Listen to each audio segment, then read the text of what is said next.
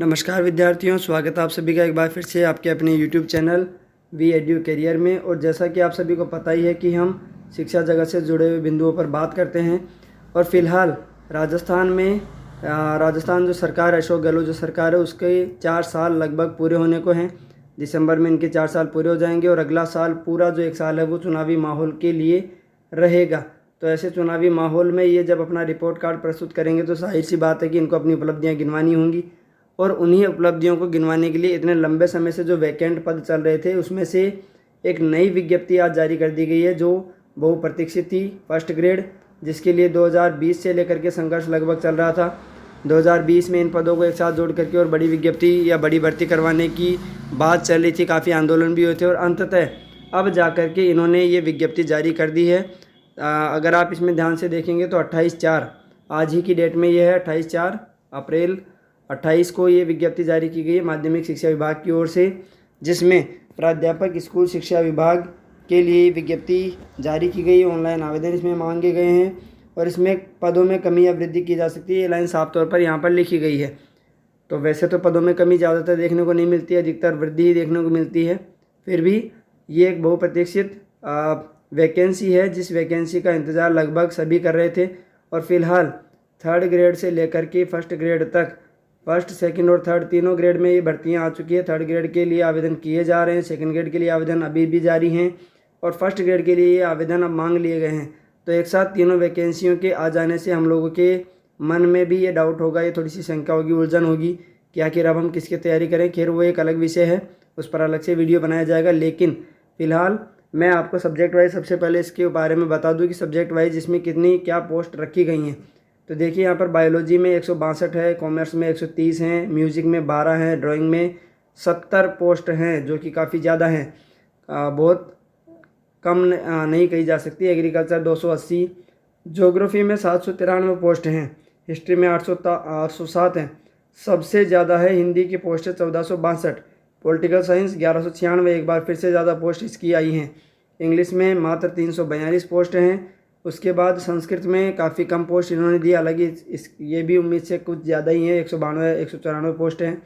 Chemistry 122, home science 22, physics 82, math 68, economics 62, sociology 13, public administration 9, Punjabi 15, Urdu 40 पद उर्दू के लिए हैं। और उसके अलावा जो कोच पद हैं उन कोच पदों में एक एक पद जारी किए गए हैं। Wrestling, kho kho, hockey, gymnastic, football और फिजिकल एजुकेशन जो है उसके बारे में 112 पदों की विज्ञप्ति इन्होंने जारी कर दी है। तो कुल मिलाकर के काफ़ी बड़ी वैकेंसी इन्होंने जारी की है। आखिरकार जो बेरोज़गार युवा काफ़ी समय से लंबा संघर्ष कर रहा था, प्रतीक्षा में था, उस बेरोज़गार को एक तसल्ली तो मिली है कि एक साथ 3rd ग्रेड, 2nd ग्रेड और 1st ग्रेड की वैकेंसी इन्होंने आउट कर दी है। और जैसा कि अक्सर हम लोगों के मन में ये डाउट रहता है कि हम किसकी तैयारी करें, और आपको जो भी गाइड करने वाले लोग होते हैं वो ये कहते हैं कि आप तैयारी पहले से जारी रखिए क्योंकि वैकेंसी लगभग हमेशा एक साथ ही आती हैं। और आखिरकार फिर से एक बार वैसा ही हुआ है, तीनों वैकेंसी एक साथ आ गई हैं। अब यह तय आपको करना है, हालांकि इस पर वीडियो अलग से बना दिया जाएगा। आपकी मांग अगर रही, डिमांड अगर रही तो इस पर भी वीडियो जो है वो अलग से बना दिया जाएगा कि आप किसकी तैयारी करें, आप किसके लिए ज़्यादा प्रयास करें।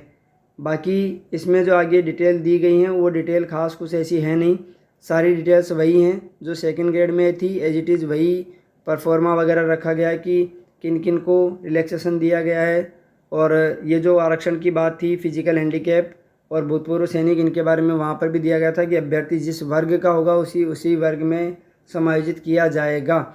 यानी अगर मान लीजिए कोई भूतपूर्व सैनिक है, एक्स सर्विसमैन है, और ऐसे में अगर वो ओबीसी से अप्लाई करता है तो उसको ओबीसी के एक्स सर्विसमैन के तहत ही पोस्टिंग दी जाएगी, उसकी कट ऑफ तैयार की जाएगी।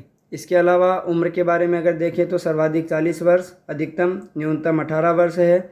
वही सब है जो पिछली या अभी वर्तमान में 2nd ग्रेड के लिए जो वैकेंसी में योग्यताएं निर्धारित की गई हैं।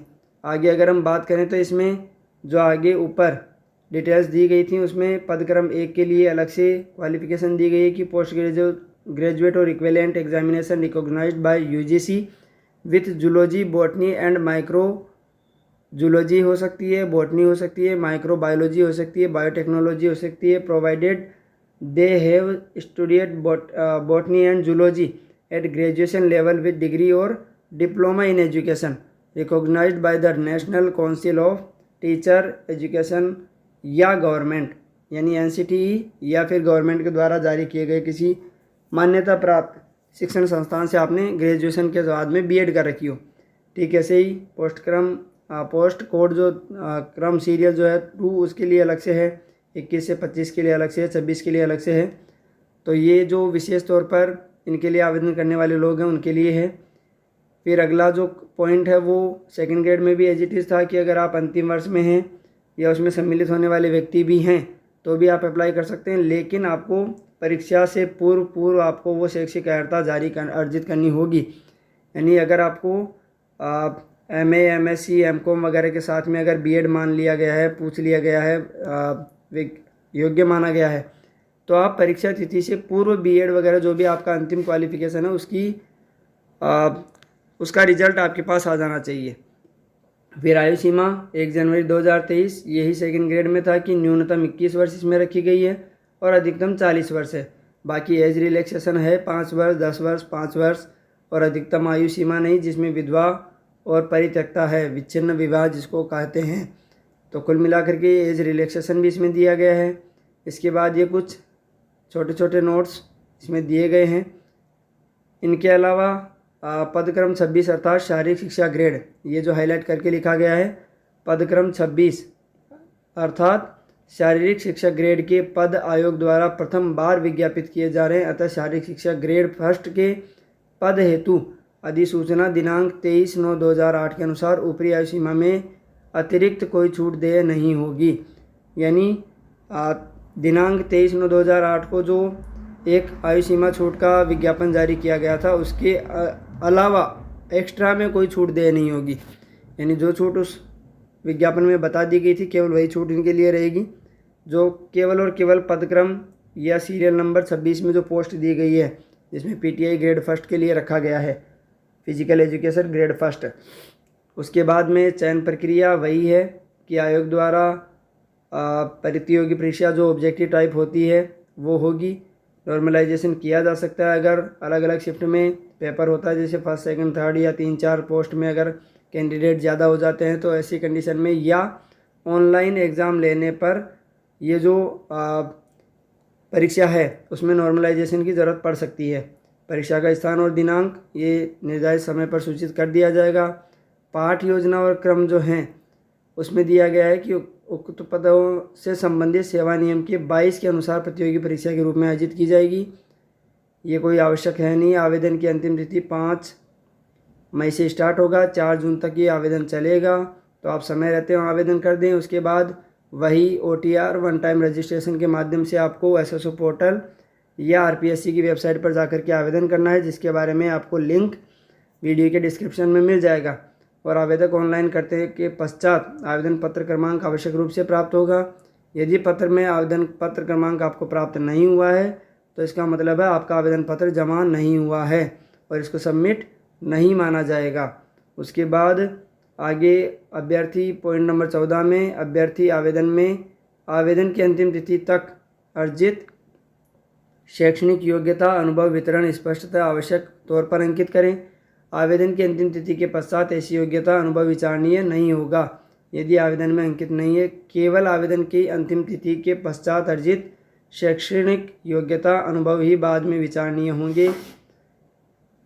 इसके अलावा अगर आप कोई गलती कर देते हैं तो 500 रुपये शुल्क के साथ आप उसमें कुछ सुधार कर सकते हैं, लेकिन आपके नाम, पिता के नाम, जन्मतिथि, लिंग, इन सब में कोई परिवर्तन नहीं किया जाएगा। इनके अतिरिक्त अन्य त्रुटि अगर होगी तो उसमें संशोधन किया जा सकता है। और वन टाइम रजिस्ट्रेशन के माध्यम से, OTR के माध्यम से, यानी जब आप RPSC की साइट पर जाएंगे तब, या आप SSO ID के माध्यम से अगर अपना आवेदन कर रहे हैं तब OTR आपको वन टाइम रजिस्ट्रेशन करना होगा। आपके मोबाइल नंबर पर OTP आएगा, उसके बाद आपका आवेदन पूर्ण होगा। इसके बाद सिलेबस और स्कीम जो पेपर पैटर्न रहने वाला है इस एग्ज़ाम के लिए, तो एक बार फिर से इसमें भी वही चीज़ है सेकंड ग्रेड में थी कि आपको मिनिमम 40% मार्क्स पेपर फर्स्ट और पेपर सेकंड में अलग अलग लाने हैं। उसके बाद कट ऑफ तैयार होगी, यानी अगर आप 40% से कम अगर किसी पार्ट में लाते हैं नंबर तो आप पहले ही बाहर हो जाएंगे। और दूसरी बात, पेपर फर्स्ट में जो सिलेबस रखा गया है, जो पॉइंट्स रखे गए हैं, हिस्ट्री ऑफ राजस्थान है, इंडियन हिस्ट्री है, कुछ एक टॉपिक हैं उसके। Special emphasis of Indian national movement, क्रांति वगैरह के बारे में। मेंटल एबिलिटी है जिसमें टेस्ट स्टैटिक्स वगैरह वगैरह है। लैंग्वेज में हिंदी इंग्लिश हमेशा आती है। मैथमेटिक्स के कुछ पॉइंट्स हैं। करंट अफेयर खास तौर पर। General science, Indian polity, geography of Rajasthan है। केवल ज्योग्राफी जो है वो केवल और केवल राजस्थान की पेपर फर्स्ट के लिए। उसके बाद educational management, educational scenario of Rajasthan, ratio right of children to free and compulsory education act 2009, इसके बारे में भी एक पोर्शन है। और हिस्ट्री जो है उसके बारे में 15 क्वेश्चन होते हैं, 10 क्वेश्चन रीजनिंग के होते हैं। उसके बाद 15 क्वेश्चन ही होते हैं एजुकेशन मैनेजमेंट के। इस तरह से 40 क्वेश्चन ये हो गए हैं। और 20 क्वेश्चन होते हैं mental ability, reasoning, Hindi English, इन सब के मिला करके 60। और 5 क्वेश्चन होते हैं यहाँ से, तो 30 और 20 50 और 10 60 और 5 65, माफ़ कीजिएगा यहाँ 15 होंगे। यानी 5 जनरल साइंस के, 5 इंडियन पॉलिटी के, 5 ज्योग्राफी ऑफ राजस्थान के, ऐसे करके 15। तो कुल मिला करके 75 क्वेश्चंस का एक फॉर्मेट तैयार हो गया है। उसके बाद जो आपका सब्जेक्ट है, उस सब्जेक्ट में से आपको जो क्वेश्चन पुटअप किए जाएंगे वो होंगे सेकेंडरी लेवल के 55, उसके बाद ग्रेजुएशन लेवल के 55, और उसके बाद 10 क्वेश्चन होते हैं आपके पोस्ट ग्रेजुएशन लेवल के, और 30 क्वेश्चन होते हैं आपके जिसमें टीचिंग मेथड तो नहीं कहेंगे उसको, लेकिन आपकी पेडागोगी, शिक्षा शास्त्र वगैरह, मनोविज्ञान वगैरह, साइकोलॉजी वगैरह, उन सबको मिला करके तो कुल मिला करके 75 क्वेश्चन होते हैं पेपर फर्स्ट में। 150 क्वेश्चन होते हैं आपके पेपर सेकंड में, जिनमें 30 क्वेश्चन तो साइकोलॉजी के हैं और 120 क्वेश्चन आपके सब्जेक्ट से रिलेटेड होंगे। ऐसे करके आपको 1.5 घंटे में आपको ये 75 क्वेश्चन अटैम्प्ट करने हैं। 150 क्वेश्चन आपको करने हैं 3 घंटे में अटैम्प्ट। नेगेटिव मार्किंग दोनों ही पोर्शन में होती है। तो कुल मिला करके अगर आपको इसमें सिलेक्शन पाना है तो पहली चीज़ 40% मार्क्स आपको मिनिमम दोनों पेपर्स में लाने होंगे। उसके बाद जो कट ऑफ तैयार होगी वहाँ आपका नंबर आने के चांसेस बनते हैं। तो ये देखा जाए तो एक तो हिसाब से अच्छा भी है और बुरा भी। बुरा इसलिए क्योंकि कई लोगों का जो एक पोर्शन होता है, जैसे जी की फर्स्ट पेपर, वो कमज़ोर होता है, तो वो अपने सब्जेक्ट में अच्छे नंबर ला करके दोनों का टोटल करके और सिलेक्शन ले जाते हैं। लेकिन इस बार ऐसा नहीं होगा। इस बार उनको इसके लिए भी अलग से तैयारी करनी होगी और इसके लिए भी अलग से तैयारी करनी होगी। सब्जेक्ट तो खैर खास तौर पर सभी का स्ट्रॉन्ग रहना ही होता है, लेकिन पेपर फर्स्ट के लिए भी उनको स्पेशल तैयारी करनी होगी। अगर वो 40% से नीचे लाने लायक नंबर लाते हैं तो वो पहले ही बाहर हो जाएंगे। और इसका मतलब क्या हुआ कि 150 का लगभग 30 क्वेश्चन आपके यहाँ सही होने चाहिए और लगभग 60 क्वेश्चन आपके यहाँ सही होने चाहिए। मिनिमम 30 क्वेश्चन, मिनिमम 60 क्वेश्चन अगर आपके इन दोनों में सही हैं तो आप कट ऑफ की दौड़ में हैं, अन्यथा आप पहले ही बाहर हो जाएंगे।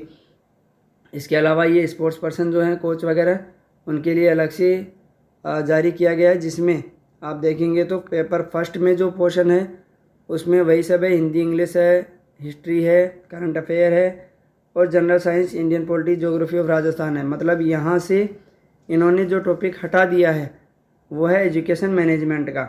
एजुकेशन मैनेजमेंट को इन्होंने यहाँ से हटा दिया है। तो कुल मिला करके इनके जो सारे क्वेश्चन आएंगे 75 क्वेश्चंस वो इन्हीं 4 टॉपिक्स में से रहेंगे। और दूसरा जो 3 घंटे का पेपर होता है उसमें फिजिकल एजुकेशन और स्पोर्ट्स के बारे में, स्पोर्ट्स साइंस के बारे में, general theory and method of training के बारे में और specific knowledge of games, sports and its current affairs, इसके मिला करके कुल 150 क्वेश्चन यहाँ से रहेंगे। पोर्शन यहाँ पर भी वही है, 40% आपको यहाँ पर भी गेन करने हैं और 40% आपको यहाँ पर भी प्राप्त करने हैं। तो इस प्रकार से ये विज्ञप्ति जो जारी की गई है आरपीएससी के द्वारा, काफ़ी लंबे समय के बाद राजस्थान लोक सेवा आयोग अजमेर ने ये विज्ञप्ति जारी की है। लगभग 6000 पोस्ट इसमें टोटल हैं। अलग अलग विषयवार आपको अलग अलग सब्जेक्ट वाइज आपको मैंने पोस्ट बता दी हैं। आप जिस भी सब्जेक्ट से बिलोंग करते हैं, जिस भी सब्जेक्ट से आप क्वालिफाइड हैं, उससे आप आवेदन करें। 5 मई से आवेदन स्टार्ट हो जाएगा, 4 जून तक आवेदन चलेगा। तो बिना अंतिम तिथि का वेट किए आप इसके लिए आवेदन कर दें। आज के लिए इस वीडियो में इतना ही। फिर से मिलेंगे एक नई वीडियो में नए टॉपिक के साथ। और अगर आपका इंटरेस्ट रहा तो इस चीज़ पर भी हम निश्चित तौर पर ज़रूर विचार करेंगे कि हम फर्स्ट ग्रेड की तैयारी करें, सेकंड ग्रेड की या फिर थर्ड ग्रेड की, आखिर तीनों में से किसकी तैयारी करें। हाँ, हम में से कई लोग ऐसे भी होंगे जो वीडियो में प्री क्लियर कर चुके हैं, तो उनके लिए भी बात की जाएगी। फ़िलहाल आज के लिए इतना ही और आप सभी को एडवांस में शुभकामनाएं कि आप सभी का पेपर अच्छा हो, आप सभी का चयन हो जाए। हालांकि सबका होने वाला तो नहीं है, लेकिन जो मेहनत कर रहा है वो सफल होगा। तो फिलहाल इतना ही, मिलेंगे एक नई वीडियो में नई बिंदु के साथ। तब तक के लिए धन्यवाद, अलविदा, स्वस्थ रहिए, मस्त रहिए।